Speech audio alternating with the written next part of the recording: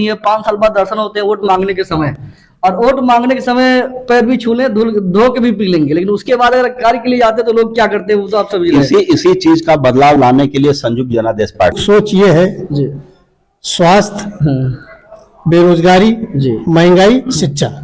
देशवासियों से अपील करता हूं कि आप अगर वोट करना है तो अपने बच्चे के लिए दीजिए। अपने बेटे को चाहता है कि मैं अच्छी शिक्षा दूं, तो वो अच्छे स्कूल में एडमिशन नहीं करा सकता, क्योंकि वहां पर ये पूछा जाता है। देखा जा रहा है कि नेताओं के ज्यादातर डिग्री कॉलेज प्राइवेट स्कूल है, तो सरकार जो एमएलसी होता है, विधायक होता है, वो भी कमीशन चक्कर में अपना भी खड़े हुए हैं राष्ट्रीय जनादेश पार्टी के मेन मुख्यालय में, जो कि मेन मुख्यालय है यहाँ लखनऊ में, और यहाँ पर मौजूद है हमारे माननीय राष्ट्रीय अध्यक्ष श्री बबलू श्रीवास्तव जी, और काफी गणमान्य व्यक्ति मौजूद है। आइए हम इनकी विचारधाराओं के बारे में जानते हैं। कहीं ना कहीं सांसदीय का इलेक्शन इस पार्टी से बहुत सारे लोग लड़ रहे हैं, कई सारी सीटों से कैंडिडेट लड़ भी रहे हैं, और इनकी मुख्य विचारधारा क्या रहेगी। सांसद का इलेक्शन जो आ रहा है 2024 इलेक्शन, यह तय करेगा कि प्रधानमंत्री कौन बनेगा, और देश का नेतृत्व किसके हाथों में होगा वह यह 2024 तय करेगा। आइए बात करते हैं बबलू श्रीवास्तव जी से। सर, 2024 का जो इलेक्शन चल रहा है, आप भी कहीं ना कहीं यही लखनऊ से ही लड़ रहे हैं, यहाँ के बारे में क्या बताना चाहेंगे लोगों को? मैं सबसे पहले आप सभी को बहुत धन्यवाद देता हूँ, और आज मंच पर उपस्थित हमारे राष्ट्रीय महासचिव जी माननीय मुन्नालाल कनौजिया जी, प्रदेश महासचिव माननीय मुन्ना सिंह जी, जिला अध्यक्ष स्वयं दिलीप कुमार यादव जी, जिला महासचिव वीरेंद्र सिंह फौजी जी, और बुद्धेश्वर सेक्टर अध्यक्ष राधेश्याम शर्मा जी, अन्य कार्यकर्ताओं के साथ आज ये निर्वाचन कार्यालय में उपस्थित है। देखिए, लखनऊ में मैं स्वयं एक युवा वर्ग से आता हूं, और युवाओं के लिए मैं सबसे पहले शिक्षा की व्यवस्था करना चाहता हूं, जिससे युवा आज बेरोजगार है, क्योंकि उसमें वो टैलेंट नहीं है जो कि जिसके लिए नौकरी अगर वो करना चाहता है, मान लिया कोई इंजीनियर होना चाहता है, जब आप में टैलेंट ही नहीं है तो आपको नौकरी कहां से मिलेगी। ये कोई सरकारों ने अभी तक नहीं सोचा है। सरकारों ने सोचा है, लेकिन योजनाएं जमीन पर नहीं लागू कर पा रही। जैसे मान लिया आपने प्राइमरी में एजुकेशन लिया, ठीक है, जब आप प्राइमरी की ही शिक्षा में, शिक्षक तो ठीक है, लेकिन वहां पढ़ाई सही नहीं हो रही, खिचड़ी बटी जा रही है, तो उसमें खाने में जब बच्चा व्यस्त रहेगा तो पढ़ाई क्या करेगा। उसके बाद हमारे आज जानकार या जितने भी मतलब बुद्धिजीवी वर्ग है, ये कहता है कि हमसे क्या मतलब है, हमारे बच्चे, हमें तो 1 लाख रुपए तनख्वाह रही, मैं बच्चों को अपने पढ़ाऊंगा बढ़िया और सेटलमेंट हो जाएंगे। लेकिन उन लोगों से भी कहना चाहता हूँ कि आप केवल इंटर तक ही पढ़ा पाते हैं प्राइवेट में, उसके बाद तो आप डिग्री भेजते हो, वहां फिर वही व्यवस्था हो जाती है जो नीचे से होती है, तो आप कहीं से मतलब अछूते नहीं है, आप भी उसी पीड़ा में है जो एक आम आदमी पीड़ा में। शिक्षा की बात रही सर, कहीं ना कहीं जो सरकारी विद्यालयों में बच्चे पढ़ते हैं और जो टीचर पढ़ाते हैं वो डबल टीटी कर आते हैं, तब वह पढ़ाई करते हैं, फिर भी उनकी शिक्षा इतनी कमजोर क्यों? जो ग्रामीण वर्गों को शायद 2002 में अटल बिहारी वाजपेयी जी ने इसको लागू किया था कि हर गांव तक शिक्षा पहुंचे, अगर शिक्षित होंगे तभी लोग सवाल पूछेंगे। अगर हम खड़े हुए हैं कहीं ना कहीं या शिक्षा के भरोसे ही खड़े हुए हैं, अगर ग्रामीण लोगों को शिक्षा नहीं दी जाएगी, ग्रामीणों में अगर सभ्यता और शिक्षा की कमी रहेगी, तो कहीं ना कहीं हमारे देश का विकास नहीं हो पाएगा। इसके लिए मैं ये कहना चाहता हूँ कि आज जो टीटी करके आते हैं, ये तो प्रशिक्षण अच्छा है, गवर्नमेंट से जो एम्प्लॉय बन के आते हैं इनकी शिक्षा पूरक होती है, लेकिन एक स्कूल में शिक्षक होना चाहिए 10, मान लिया ना, वहां पर एक शिक्षक पढ़ा रहा, तो जब एक शिक्षक वो 100 बच्चों को कैसे पढ़ा पाएगा? या एक वर्ग का हो, कक्षा 1 से कक्षा 5 तक का बच्चा अगर पढ़ रहा है, एक टीचर कैसे पढ़ा सकता? नंबर 1 सरकार की ये कमियां है कि वहां टीचरों की भर्ती की जाए। दूसरी सरकार की कमियां है कि उनकी व्यवस्था की जाए, स्कूलों को एक मॉडल बनाया जाए, जैसे प्राइवेट को ज्यादा छूट दे रही सरकार, क्योंकि इनमें इनको कमीशन मिलता है। आज देखा जा रहा है कि नेताओं के ज्यादातर डिग्री कॉलेज प्राइवेट स्कूल है, तो सरकार जो एमएलसी होता है, विधायक होता है, वो भी कमीशन चक्कर में अपना उसका पैसा आता है, वो भी उसको कन्वर्ट कर देता है, उससे कमीशन मिल जाता है और उसका काम चलता रहता है। अच्छा, कहीं ना कहीं जनता सवाल भी नहीं करती। हमारे देश की जनता, जो हमने देखा है, इन लोगों के अंदर जो भावनाएं होती हैं कि मतलब अगर बगल में एक गिट्टी पड़ी हुई है तो उसे हटाना ना सोच करके बगल से निकल जाना, इनकी यही सोच होती है। अगर जो स्कूल में शिक्षा हो रही, कहीं ना कहीं बच्चे कम हो रहे हैं शिक्षा के अभाव से, ये लोग क्वेश्चन भी कर सकते थे, स्कूल जा सकते हैं, भाई हमारे बच्चे पढ़ रहे हैं, इनको शिक्षा क्यों नहीं मिल रही है। कि नहीं, क्लास 5 में जो 5 के जो बच्चे होते हैं उन्हें सही से ABCD नहीं आ रही होती है। और प्राइवेट स्कूलों में जहाँ जो टीचर होते हैं वो इंटर और बहुत ज्यादा BA BSc वाले होते हैं, वहाँ की शिक्षा मजबूत होती है।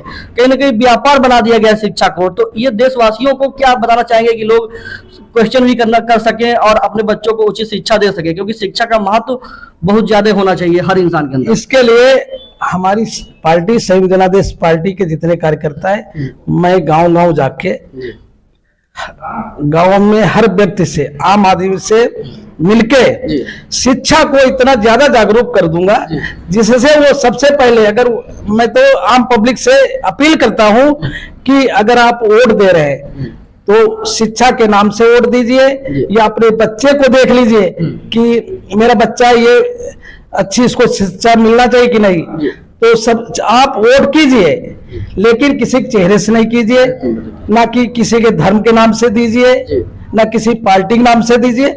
मैं पूरे देशवासियों से अपील करता हूं कि आप अगर वोट करना है तो अपने बच्चे के लिए दीजिए, जिससे आपका बच्चा अच्छी शिक्षा ले सकेगा, तो DM SP कलेक्टर बन सकता है, नहीं तो एक लेबर बनेगा। ये मैं जागरूक करता हूं अपनी पार्टी की तरफ से। जी, कहीं ना कहीं दूसरी बात यह है कि जैसे CBSE बोर्ड है, प्राइमरी स्कूल है, जब एक किसान अपने बच्चे को एडमिशन कराने के लिए जाता है किसी इंग्लिश मीडियम स्कूल में, तो वहां पे ये होता है कि वहां के जो टीचर होते हैं या जो वहां की व्यवस्थाएं होती हैं, उसमें ये कहा जाता है कि इनके पेरेंट्स कितना पढ़े हैं। अगर एक किसान अपने बेटे को चाहता है कि मैं अच्छी शिक्षा दूं, तो वो अच्छे स्कूल में एडमिशन नहीं करा सकता, क्योंकि वहां पर ये पूछा जाता है कि आपके फादर क्या करते हैं, आपकी मदर क्या करती हैं। तो इसकी जो व्यवस्था ये सरकार की जो है, इसका मैं खंडन करता हूं। और कहीं ना कहीं संविधान में ऐसा कुछ है भी नहीं, कहीं शिक्षा के मामले में ऐसा कहीं कुछ नहीं है। भाई अगर मान लीजिए हम खेती किए, पढ़ नहीं पाए, किसी कारण बस पढ़ नहीं पाए, मेरी परिस्थिति आर्थिक स्थिति सही नहीं रही, मैं पढ़ नहीं पाया, मैं खेती करता हूं, उसके बाद मैं चाहता हूं कि मैं अपने बेटे को अच्छे से पढ़ा लूं, तो मेरी ये मजबूरी होती है कि हम किसी अच्छे स्कूल में एडमिशन अपने बच्चे का नहीं करा सकते। वहां उन्हीं लोगों का एडमिशन होता है, नेता है, मंत्री है, उद्योगपति हैं, जो धनाढ्य लोग हैं, उन्हीं लोगों का एडमिशन होता है। बाकी आम जनता का एडमिशन वहां नहीं हो पाता है। तो इसकी व्यवस्था को बदलना चाहिए, तभी आम लोगों को शिक्षा मिल पाएगी। वरना सिर्फ पढ़े लिखे लोग वही होंगे जो बड़े स्तर के लोग हों, धनाढ्य लोग हों, गरीब आदमी को वहां तक पहुंचने ही नहीं दिया जाता है। शिक्षा को जो है व्यापार बनाए डाला, व्यापार, बिल्कुल व्यापार बना दिया गया है। तो इस चीज का हम लोग खंडन करते हैं। जी जी। महासचिव जी अभी हमारे साथ मौजूद हैं, आइए इनसे बात करते हैं। सर, आप अपना परिचय पहले दीजिए पूरा संक्षिप्त में। मैं मुन्ना लाल कनौजिया, राष्ट्रीय महासचिव, संयुक्त जनादेश पार्टी, राष्ट्रीय सचिव, विश्व रजक महासंघ, विश्व रजक महासंघ राष्ट्रीय सचिव। आपकी सर मुख्य सोच क्या है, या पार्टी की मुख्य सोच क्या है? हमारी पार्टी और हमारा मुख्य सोच ये है, स्वास्थ्य, बेरोजगारी, महंगाई, शिक्षा।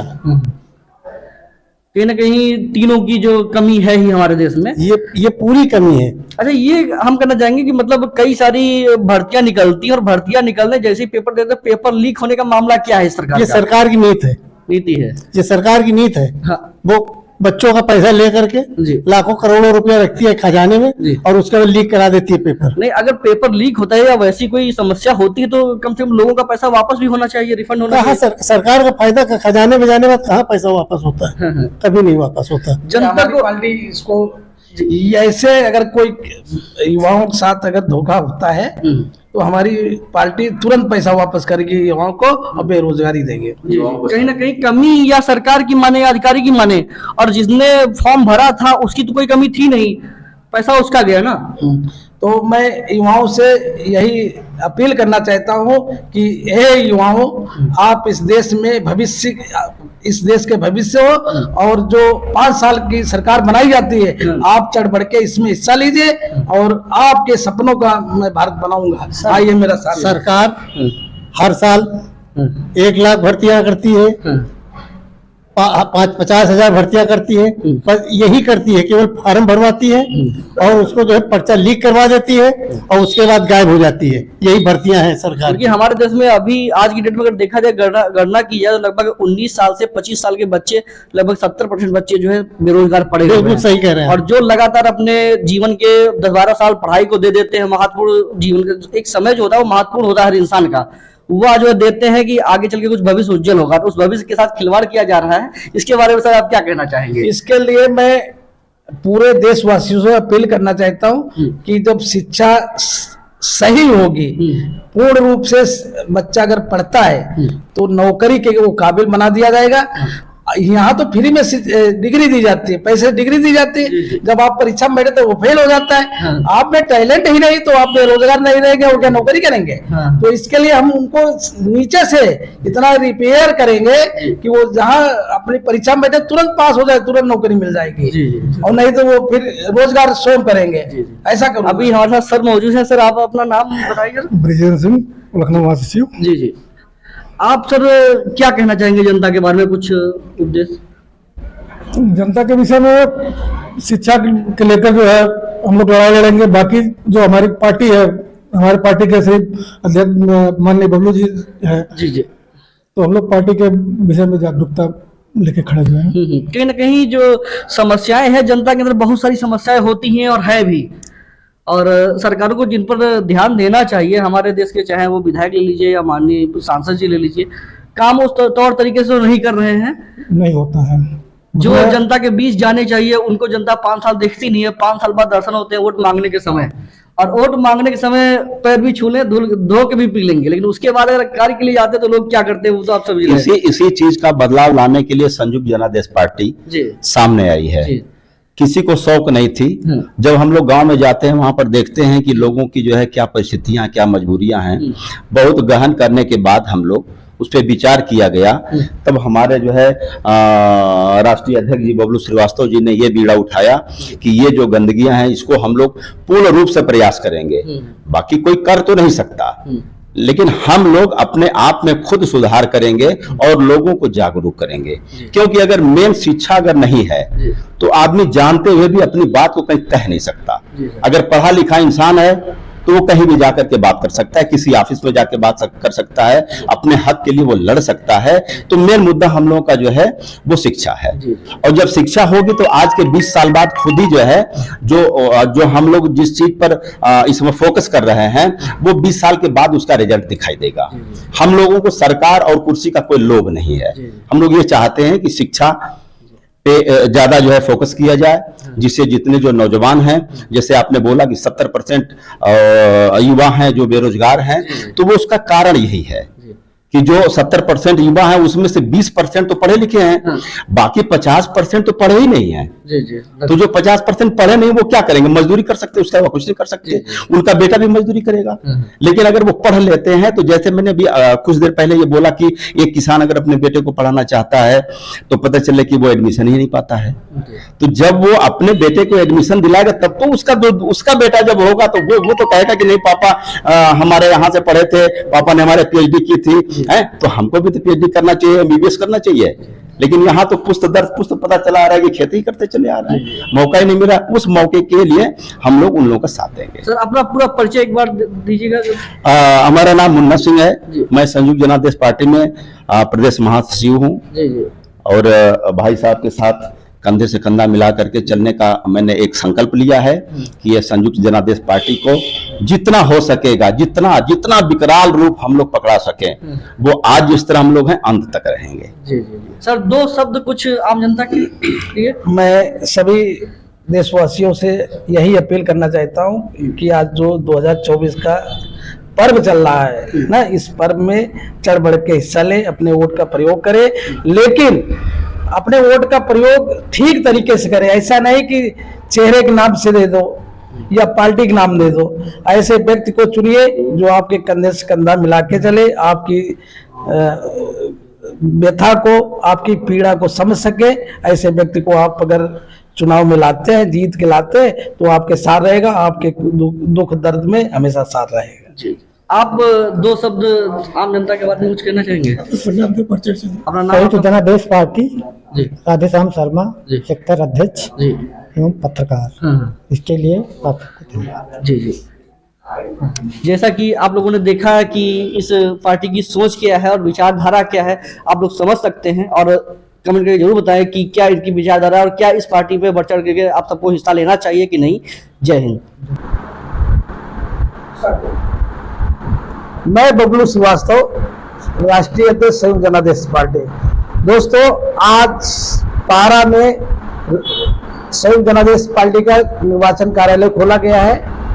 यहाँ पर आज पार्टी के राष्ट्रीय पदाधिकारी, प्रदेश के पदाधिकारी एवं जिला के पदाधिकारी उपस्थित है।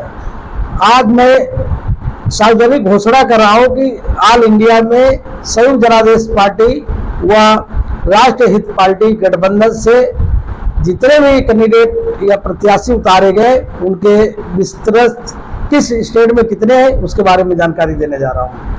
यूपी में करीब 30 कैंडिडेटों को, प्रत्याशियों को लोकसभा प्रत्याशी बनाया गया है और दिल्ली में करीब 5 सीटों पर प्रत्याशी उतर चुके हैं।